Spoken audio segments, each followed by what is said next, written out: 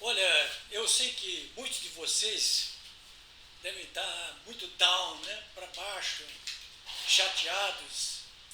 Eu vejo até em manifestações que eu tenho recebido que muitos patriotas estão, inclusive, desesperados, né?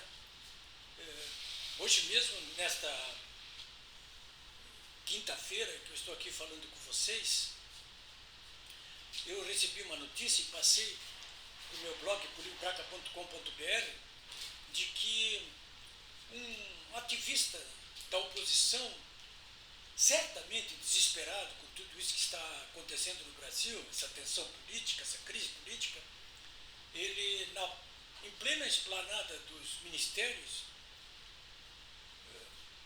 tocou gasolina no corpo e se matou, se incendiou. Ele se matou. As informações da polícia não são controversas em relação ao fato de que ele tenha ou não tenha se matado, mas isso pouco importa, porque o que ocorre é que ele foi a esse gesto fatal, se imolar, né?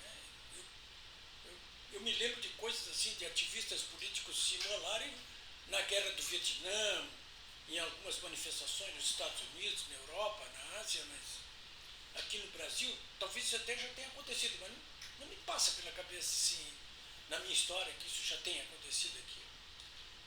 Esse é um ponto simplesmente trágico desse cenário dramático, porque passa o cenário político, econômico e social do Brasil. Né? Então, eu queria fazer esse registro aqui, porque acho que é importante, porque ele dá o tom do grau de exasperação que percorre todo o cenário brasileiro, né, nesse momento aí. De exasperação. E nada passa a percepção de que vai melhorar isso. São tragédias, olha, eu quero dizer para vocês, são tragédias anunciadas, sabe? Isso que aconteceu. Né? Bom, mas fora esse fato que é trágico, nós temos aí se sucedendo dramas políticos graves. Um deles até, desse drama, eu poderia dizer para vocês que chega a ser tragicômico, né? Que é o caso dessas denúncias mentirosas e criminosas feitas pelo senador do Espírito Santo, Marcos Doval. Esse senador Marcos Doval fez denúncias gravíssimas, mentirosas, contra o presidente Bolsonaro, visando beneficiar quem? O eixo do mal, evidentemente. Esse foi o objetivo dele. Mas essas denúncias do senador Marco Doval, elas acabaram por obscurecer e lançar uma sombra sobre o noticiário que estava ganhando corpo aí a respeito dos malfeitos, de novo, para que o eixo do mal elegesse o seu candidato a presidente do Senado, Rodrigo Pacheco. Porque, olha, foram mal feitos aí para ninguém botar defeito, né? Para eleger o seu Rodrigo Pacheco, estava o eixo do mal todo apavorado, como estava na época da eleição. Olha, porque se o Rogério Marinho da oposição se elege, de cara o caminho que vem sendo percorrido aí pelo ministro Alexandre de Moraes e por seus companheiros do Supremo Tribunal Federal seria cortado in limine, na hora. Por que razão? Porque só o Senado Federal pode encaminhar e votar pedidos de impeachment contra ministros do Supremo Tribunal Federal, que estão lá às dúzias e são trancados. O atual presidente sentou em cima e não toca adiante aquilo ali. Ora, com um senador bolsonarista ali no cargo, é evidente que isso ia ir adiante. Como iriam adiante também propostas de anistia de todos aqueles que têm sido perseguidos depois do 8 de janeiro. Né? Como poderia ir adiante, pode ir adiante, e poderia, né? O Rogério Marinho, facilmente a CPI das eleições.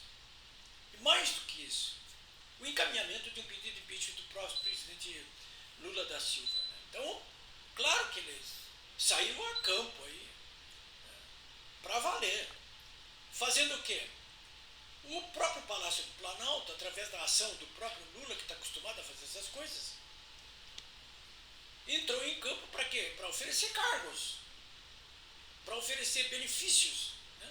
Chegou ao ponto de prometer, e acho que vai cumprir, ressuscitar a FUNASA, Fundação Nacional da Saúde, que tem, ao longo dos anos, antes do Bolsonaro, servido de cabide de empregos e de irrigação de verbas públicas para os amigos do rei.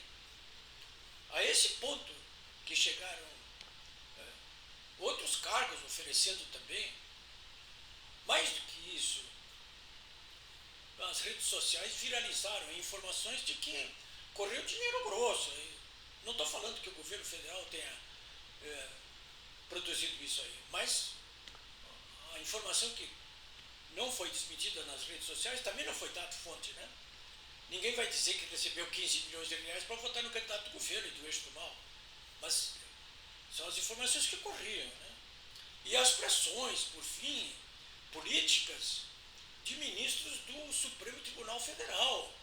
O Alexandre, os nomes citados por toda a mídia e não foram desmentidos, o Alexandre de Moraes, senadores que receberam telefonemas do Alexandre de Moraes, do Gilmar Mendes, do Lewandowski, né? Olha, tem que votar no Rodrigo Pacheco, olha, esse homem é o da estabilidade, claro, da estabilidade deles, né?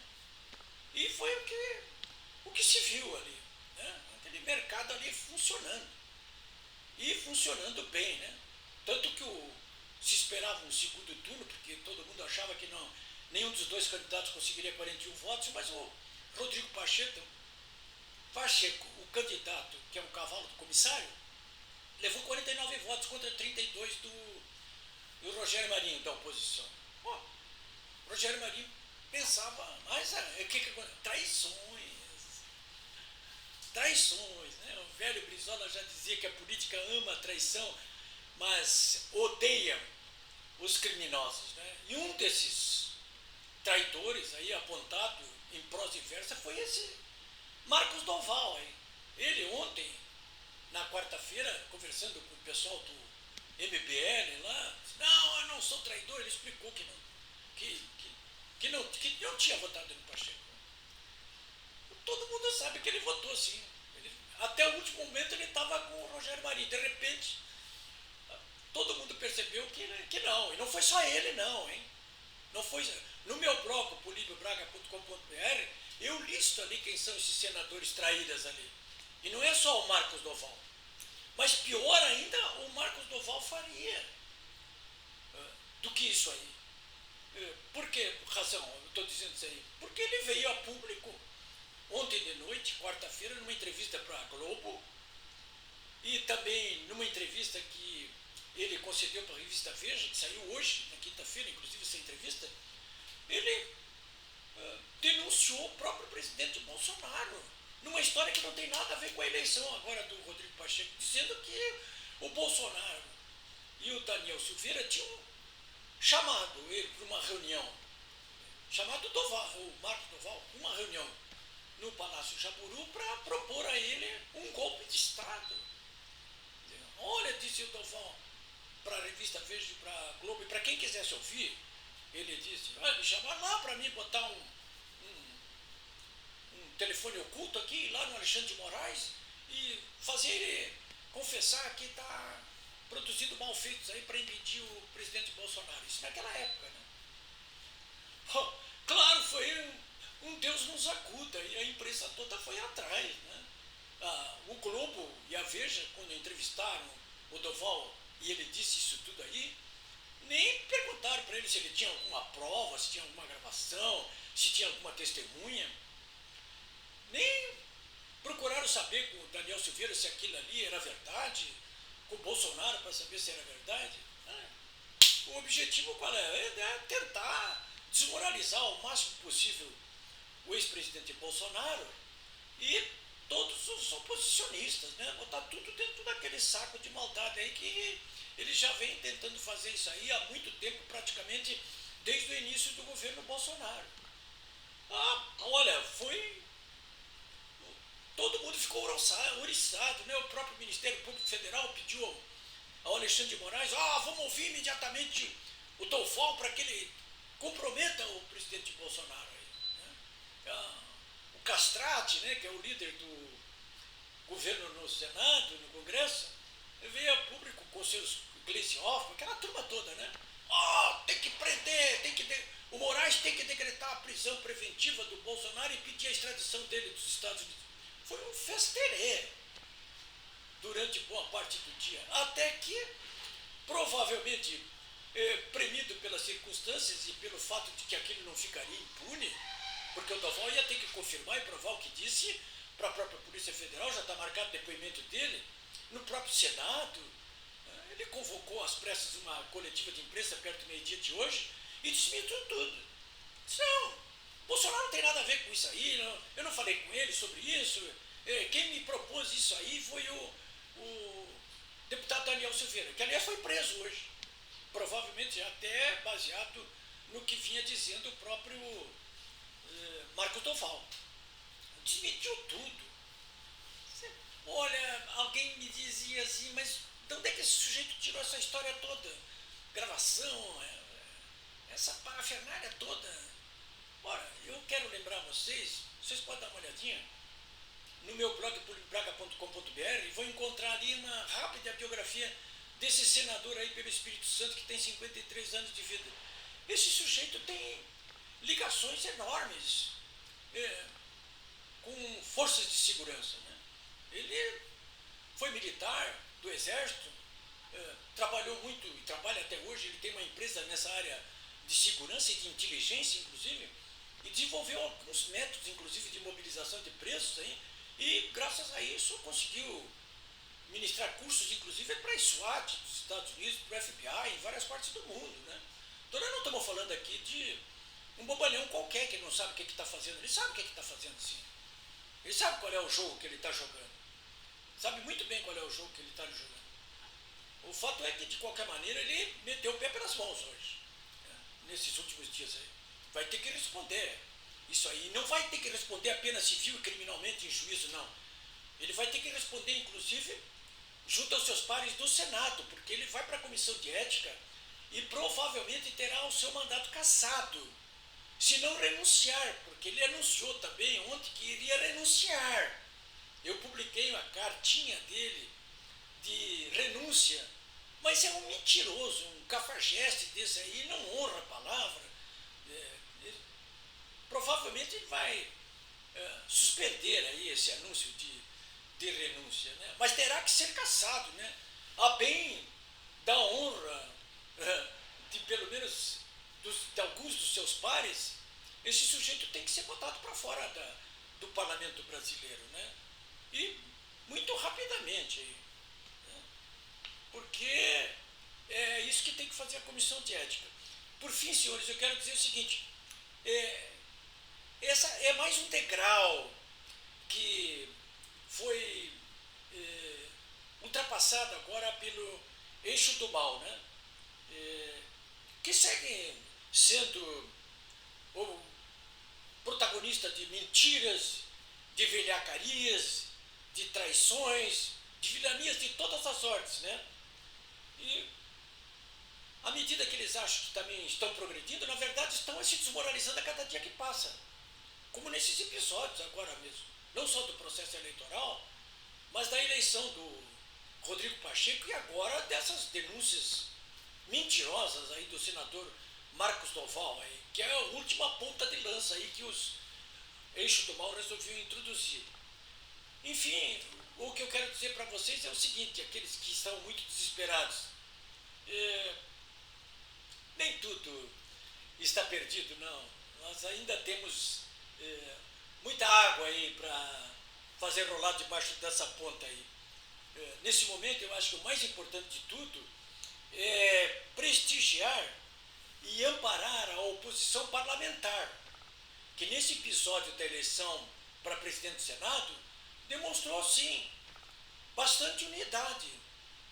Esses 32 senadores, eu não me lembro, em épocas passadas, quando que a oposição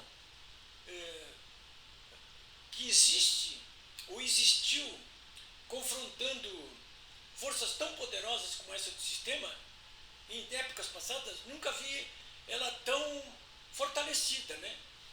E se isso ocorre é porque realmente nós elegemos agora